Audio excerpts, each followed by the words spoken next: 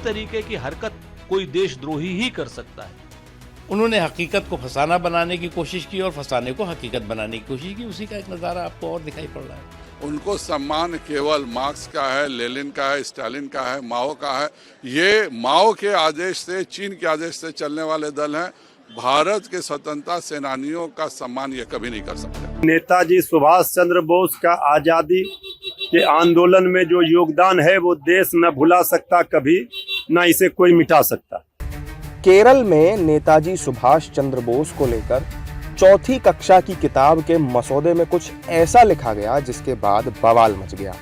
किताब में लिखा गया कि नेताजी अंग्रेजों से डरकर जर्मनी चले गए थे। मुद्दा सार्वजनिक हुआ तो इस पर सियासी बवाल भी शुरू हो गया। बीजेपी ने इसके लिए कम्युनिस्ट पार्टी की विचारधारा को जिम्मेदार ठहराया और केरल सरकार पर निशाना साधा। देखिए, मुझे लग रहा है कि जो कम्युनिस्ट हमारे जो साथी हैं, उनका जो वामपंथियों का जो इतिहासकार हैं, उन्होंने जो है वो इतिहास को बहुत बेदर्दी और बेशर्मी के साथ जो है उसके साथ मजाक किया है, उसके साथ आपराधिक अत्याचार किया है। उन्होंने हकीकत को फसाना बनाने की कोशिश की और फसाने को हकीकत बनाने की कोशिश की। उसी का एक नज़ारा आपको और दिखाई पड़ रहा है। उनको भारत के स्वतंत्रता सेनानियों का सम्मान नहीं है।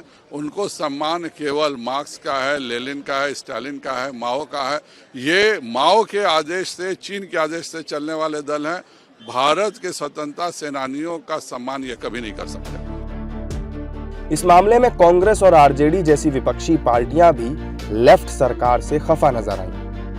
ये केरल की सरकार से जो भूल हुई है, केरल सरकार ने माना है कि इसे हटाया जाएगा।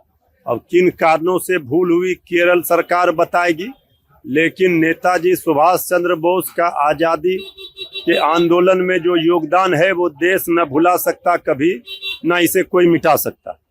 बहुत ही नीच किस्म का बयान है ये, निर्लज्जता से भरा बयान है, ओछा बयान है। और जिसने भी ये गलती की उसको कठोर दंडात्मक कार्रवाई उसके खिलाफ होनी चाहिए।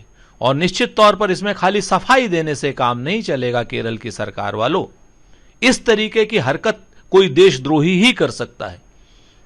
ये जिस तरीके की हरकत हुई है, इस पर स्पष्ट रूप से एक एसआईटी बैठाइए और जो दोषी हैं उनको बाहर निकालिए और उनको कठोर विधि सम्मत सजा दीजिए, ताकि पूरे हिंदुस्तान में ये मैसेज जा सके कि नेताजी सुभाष चंद्र बोस की इज्जत पर हाथ लगाने वालों का क्या अंजाम होगा। केरल की सरकार ने भले इस गलती को मानकर सुधार लेने की बात कही हो, लेकिन सियासी गलियारों में अभी ये विवाद थमता नजर नहीं आ रहा है।